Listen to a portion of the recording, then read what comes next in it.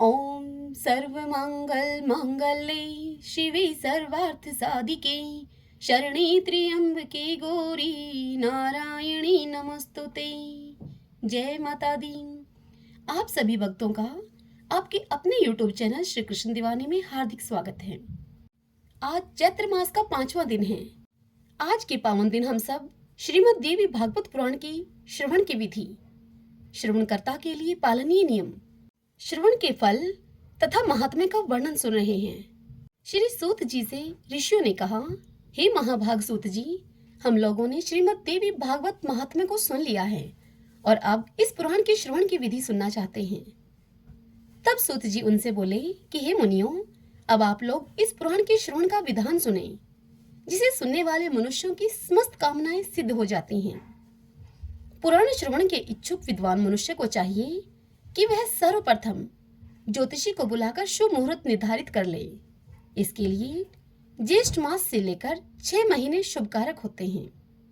हस्त, अश्विनी, मूल, पुष्य, रोहिणी, अनुराधा, मृगशिरा तथा श्रवण नक्षत्र पुण्यतिथि तथा शुभ दिन में श्रीमद् देवी भागवत पुराण का श्रवण कल्याणकारी होता है। जिस नक्षत्र में बृहस्पति हो, उससे चंद्रमा तक गिनने पर कर्मशः इस प्रकार फल होते हैं। 4 नक्षत्र तक धर्म प्राप्ति, पुनः 4 तक लक्ष्मी की प्राप्ति, इसके बाद 1 नक्षत्र कथा में सिद्धि प्रदान करने वाला, फिर 5 नक्षत्र परम सुख की प्राप्ति कराने वाले, बाद में 6 नक्षत्र पीड़ा करने वाले, इसके बाद 4 नक्षत्र राजभय उत्पन्न करने वाले और तत्पश्चात 3 नक्षत्र ज्ञान प्राप्ति में सहायक होते हैं। पुराण श्रवण के आरंभ में शिवोक्त चक्र का शोधन कर लेना चाहिए। देवी की प्रसन्नता के लिए इसे चारों नवरात्रों में सुनना चाहिए अथवा तिथि, वार और नक्षत्र पर सम्यक विचार करके यह पुराण अन्य मासों में भी सुना जा सकता है। विवाह आदि में जिस प्रकार उत्साह पूर्वक तैयारियां की जाती हैं, ठीक उसी प्रकार नवाह यज्ञ के अवसर पर भी बुद्धिमान मनुष्यों को प्रयत्न पूर्वक सामग्री आदि की तैयारी करनी चाहिए। पाखंड तथा लोभ से रहित चतुर, उदार एवं देवी भगत सज्जनों को भी सहायक के रूप में लेना चाहिए। देश देश में यत्न पूर्वक यह संदेश भेजना चाहिए कि हे कथा अनुरागी सज्जनों, यहाँ श्रीमद् देवी भागवत की कथा होने जा रही है, आप अवश्य ही पधारें। चाहे सूर्य की उपासना करने वाले हों, चाहे गणेश जी के भगत हों, चाहे शैव हों, चाहे वैष्णव अथवा शक्ति के उपासक हों, सभी इस कथा के श्रवण के अधिकारी हैं, क्योंकि सभी देवता शक्ति के साथ ही रहते हैं। इसलिए श्रीमद् देवी भागवत की कथा रूपी सुधा के रसिक प्रेमी जनों को कथा श्रवण के लिए विशेष रूप से आना चाहिए। ब्राह्मण, क्षत्रिय, वैश्य, शूद्र, चारों वर्ण के स्त्री पुरुष एवं ब्रह्मचार्य, गृहस्थ, वानप्रस्थ, संन्यास, इन चारों आश्रमों में निरत मनुष्य को चाहिए कि सकाम भाव से अथवा निष्काम भाव से अवश्य ही इस कथा सुधा का पान करना चाहिए। जिन लोगों को पूरे 9 दिन तक कथा सुनने का अवकाश न मिल सके, वे जब भी समय मिले तभी आ जाएं, क्योंकि यज्ञ में क्षण भर भी पहुंच जाना विशेष पुण्यदायक होता है। बड़ी नम्रता के साथ मनुष्यों को निमंत्रण देना चाहिए और आए हुए श्रोताओं के बैठने का भी समुचित प्रबंध करना चाहिए। विस्तृत भूमि में कथा प्रवचन का सुंदर स्थान बनाना चाहिए। उस स्थान की सफाई कराकर उसे गोबर से लिपवा देना चाहिए। केले के स्तंभों से सुशोभित और ध्वज पताकाओं से अलंकृत एक सुरमय मंडप का निर्माण करना चाहिए और उसके ऊपर सुंदर चांदनी लगा देनी चाहिए। कथावाचक का आसन दिव्य तथा सुखकर आस्तरण से युक्त होना चाहिए। उसे प्रयत्न पूर्वक पूर्वाभिमुख अथवा उत्तराभिमुख रखना चाहिए। कथा श्रवण के लिए आने वाले पुरुष तथा स्त्री श्रोताओं के लिए भी यथा योग्य पृथक पृथक आसनों की व्यवस्था करनी चाहिए। वक्तृत्व संपन्न, संयमी, शास्त्रज्ञ, देवी की आराधना में तत्पर, दयालु, लोभहीन, दक्ष तथा धैर्यशाली कथावाचक उत्तम माना गया है। इसी प्रकार श्रोता भी होना ऐसा ही चाहिए, जो ब्राह्मण सेवी, देव भगत, कथा रस का पान करने वाला, उदार, लोभ रहित, विनम्र तथा हिंसा आदि से रहित हो। पाखंडी, लोभी, स्त्री स्वभाव, कामी, धर्म का दिखावा मात्र करने वाला, निष्ठुर तथा क्रोधी वक्ता देवी भगत के नभा यज्ञ में श्रेष्ठ नहीं माना जाता है।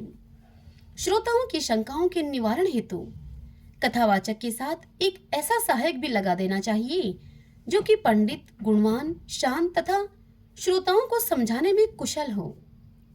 कथा प्रारंभ होने के एक दिन पूर्व ही वक्ता एवं श्रोतागणों को शोर कर्म करा लेना चाहिए। तत्पश्चात अन्यान्य नियमों का पालन करना चाहिए। उस दिन शौच आदि से निवृत्त होकर अरुणोदय वेला में ही स्नान कर लेना चाहिए। संध्या तथा तर्पण आदि नित्य कर्म संक्षेप में ही करना चाहिए। तत्पश्चात कथा श्रवण का अधिकारी बनने के लिए गोदान करें और सब विघ्नों को दूर करने वाले श्री गणेश जी का सर्वप्रथम पूजन करें। कलश स्थापना करके वहां 10 दिक्पालों, बटुक, क्षेत्रपाल, सभी योगिनियों और मातृकाओं का भी पूजन करें। तुलसी, नवग्रह, विष्णु तथा शिवजी का पूजन करके नवाक्षर मंत्र से जगदम्बा का पूजन करना चाहिए। तत्पश्चात सुंदर अक्षरों में लिखी हुई भगवती की वांग्मय मूर्ति स्वरूप श्रीमद् देवी भागवत पुस्तक के सभी उपचारों से विधिवत पूजा करके कथा के निर्विघ्न समाप्ति के लिए 5 विद्वान ब्राह्मणों का वर्ण करना चाहिए। उनसे निरंतर निर्वाण मंत्र का जप एवं दुर्गा सप्तशती का पाठ कराना चाहिए। अंत में प्रदक्षिणा तथा नमस्कार के बाद इस प्रकार स्तुति करें। हे कात्यायनी, हे महामाये, हे भुवनेश्वरी, हे कृपामयी, हे भवानी, मैं संसार सागर में डूब रहा हूँ, आप मेरा उद्धार कीजिए। तथा हे ब्रह्मा, विष्णु, महेश से पूजनीय माता जगदम्बिके, मेरे ऊपर आप प्रसन्न होइए। हे देवी, आप मुझे मनोवांछित वर प्रदान कीजिए। आपको बारंबार प्रणाम है। इस प्रकार प्रार्थना करके स्वस्थ चित्त होकर कथा को सुने।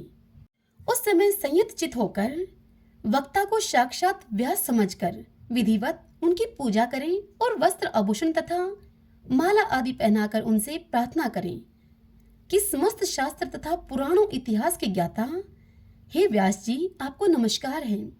आप कथा रूपी चंद्रमा की ज्योति से हमारे अंतःकरण के अंधकार समूह को नष्ट कीजिए।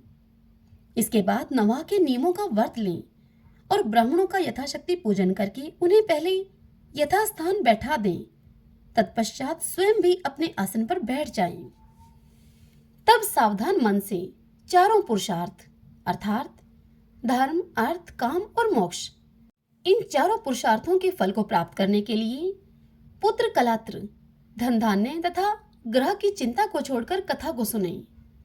विद्वान वक्ता को चाहिए कि वह सूर्योदय से आरंभ करके पुनः दोपहर में 2 घड़ी विश्राम करके सूर्यास्त के कुछ समय पहले तक कथा का वाचन करें। मलमूत्र के वेग को रोकने के लिए स्वल्प आहार उत्तम होता है। कथा अर्थी को दिन रात में केवल एक बार हविष्यान का भोजन करना ही ठीक है, अथवा फलाहार करें या फिर केवल दूध और घी के आहार पर ही रहे।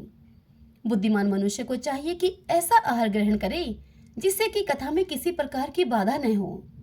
हे द्विजगण, अब मैं कथा श्रवण में निष्ठा रखने वालों के नियम बतलाता हूँ। जो लोग ब्रह्मा, विष्णु, महेश इनमें भेद दृष्टि रखते हैं, देवी की भक्ति से रहित हैं, जो पाखंडी, हिंसा तथा दुष्ट हैं और जो ब्राह्मणों से द्वेष रखने वाले तथा नास्तिक हैं, वे कथा श्रवण के योग्य नहीं हैं। जो परस्त्री, पराया धन, ब्राह्मण धन तथा देव संपत्ति के हरण में लुप्त रहते हैं, उनका कथा श्रवण में अधिकार नहीं है। श्रोता को चाहिए कि वह ब्रह्मचार्य का पालन करे, पृथ्वी पर सोए, सत्य बोले, जितेंद्रिय रहे तथा कथा की समाप्ति पर संयम पूर्वक पत्तल पर भोजन करे। वर्ती को बैंगन, बहेड़ा, तेल, दाल, मधु और जला हुआ बासी तथा भाव दूषित अन्न का त्याग कर देना चाहिए।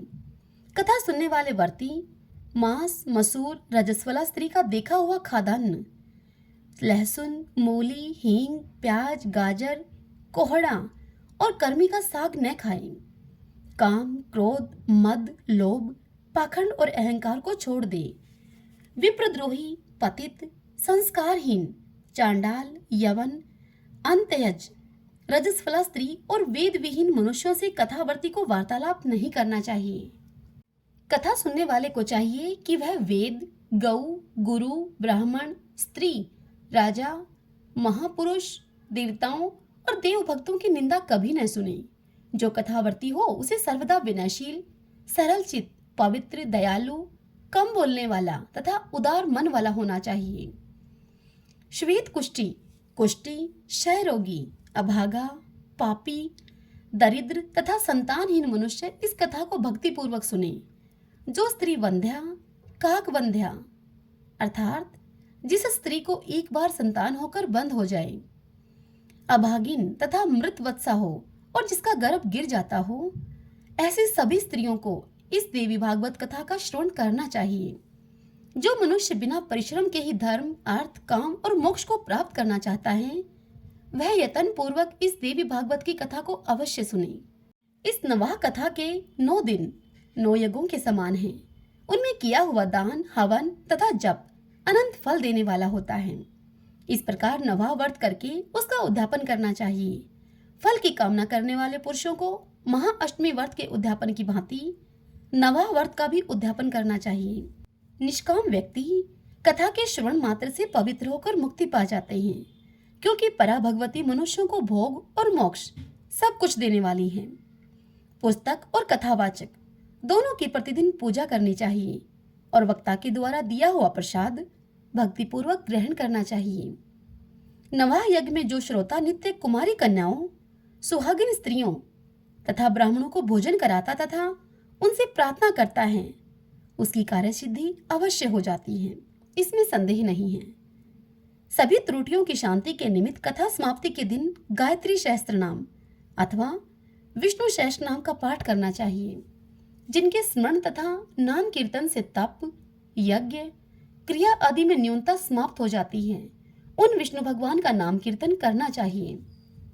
कथा समाप्ति के दिन दुर्गा सप्तशती के मंत्रों से अथवा देवी महात्म्य के मूल पाठ से या फिर नरवाण मंत्र से होम करना चाहिए अथवा घृत सहित पायस के द्वारा गायत्री मंत्र का उच्चारण करके हवन करें, क्योंकि यह श्रीमद् देवी भागवत महापुराण गायत्री में कहा गया है।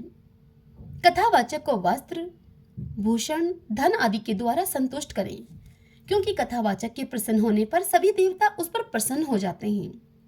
श्रद्धा पूर्वक ब्राह्मणों को भोजन कराएं और नानाविध दक्षिणाओं से उन्हें संतुष्ट करें, क्योंकि वे विप्र पृथ्वी पर देवता के स्वरूप हैं। उनके संतुष्ट होने पर वांछित फल प्राप्त होता है। सुहागिन स्त्रियों तथा कुमारी कन्याओं को साक्षात देवी समझकर उन्हें भोजन कराएं और उन्हें दक्षिणा देकर अपने मनोरथ की सिद्धि के लिए उनसे प्रार्थना करें। स्वर्ण, दूध देने वाली गौ, हाथी, घोड़े और भूमि का दान करना चाहिए, क्योंकि उसका अक्षय फल होता है। सुंदर अक्षरों में लिखी हुई देवी भागवत की पुस्तक को रेशमी वस्त्र में लपेटकर उसे स्वर्ण निर्मित सिंहासन पर रखकर अष्टमी या नवमी तिथि को विधि पूर्वक कथावाचक को दान करना चाहिए।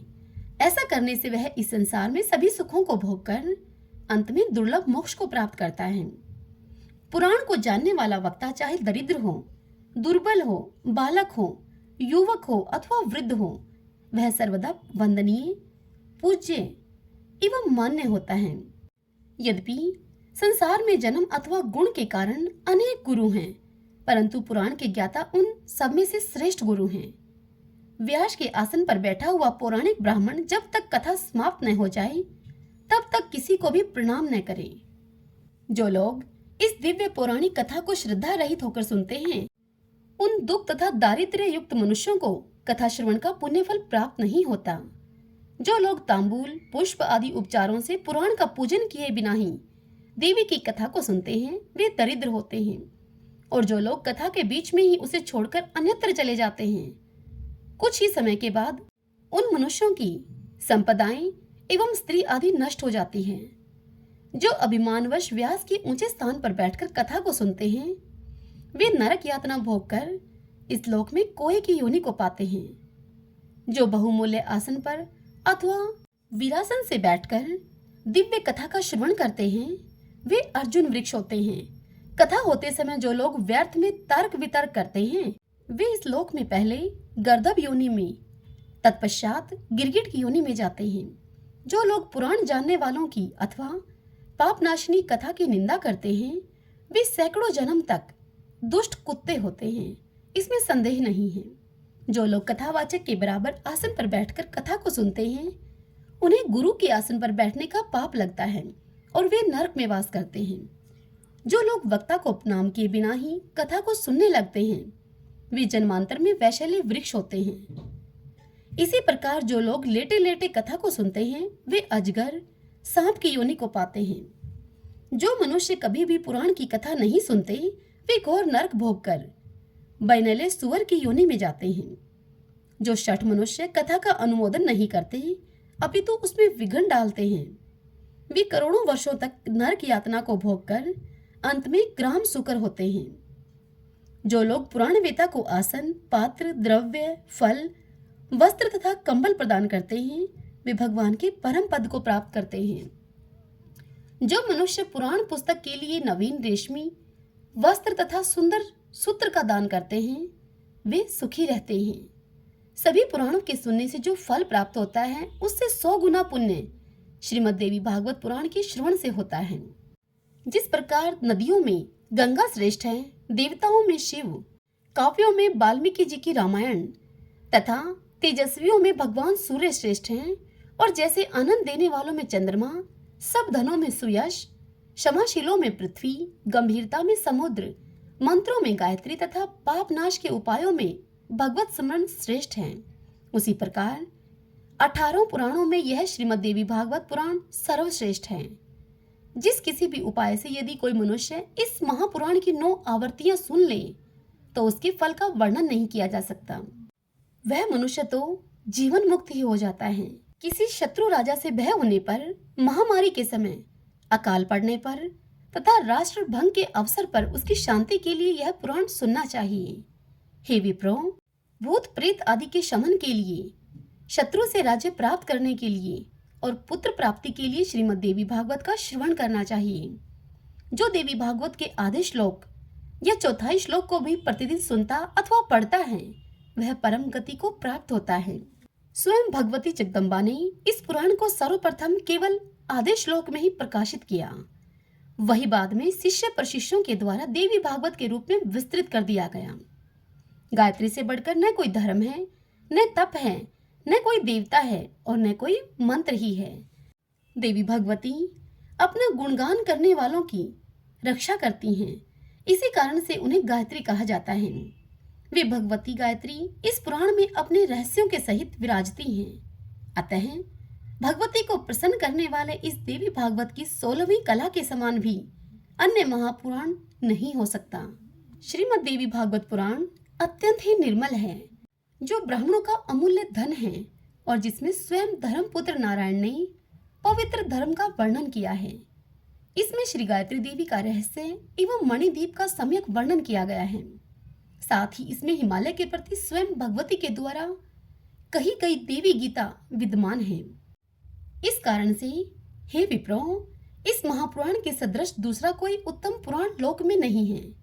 अतः आप लोग सदा इस श्रीमद् देवी भागवत का भली भांति सेवन करें, जिनके संपूर्ण प्रभाव को ब्रह्मा, विष्णु, शिव तथा भगवान शेष भी भली भांति नहीं जान सकते, जबकि वे उन्हीं के अंशज भी हैं। तब दूसरे देवता उन्हें जान ही कैसे सकेंगे। उन भगवती जगदम्बिका को मेरा निरंतर प्रणाम है, जिनके चरण कमलों की धूलि पाकर ब्रह्मा समस्त संसार की रचना करते हैं, भगवान विष्णु निरंतर पालन करते हैं और रुद्र संहार करते हैं। दूसरे किसी उपाय से वे अपना अपना कार्य करने में समर्थ नहीं हो सकते। ऐसी उन भगवती जगदम्बिका को मेरा सत सत प्रणाम है। अमृत सागर के तट पर कल्प वृक्ष की वाटिका से सुशोभित मणिद्वीप में स्थित बहुवर्ण चित्रित चिंतामणिमय भवन में तथा परम शिव के हृदय में विराजमान रहने वाली और मंद मंद मुस्कान युक्त मुखमंडल वाली जगदम्बिका का ध्यान करके मनुष्य सांसारिक सुखों का उपभोग करता है और अंत में निश्चय ही मोक्ष प्राप्त करता है। इस प्रकार ब्रह्मा, विष्णु, शिव और इंद्र आदि देवताओं एवं समस्त महर्षियों के द्वारा पूजित मणिद्वीप निवासिनी वे भगवती संसार का कल्याण करती रहीं। आज की यह कथा यहीं समाप्त हुई। इससे आगे की कथा कल आपको अगली वीडियो में सुनने को मिलेगी। भगतजनों, कल की वीडियो में हम प्रथम स्कंद की पहली कथा सुनेंगे। वीडियो को लाइक और कमेंट करके आप जरूर बताएं कि आपको आज की यह कथा कैसी लगी। जय माता दी।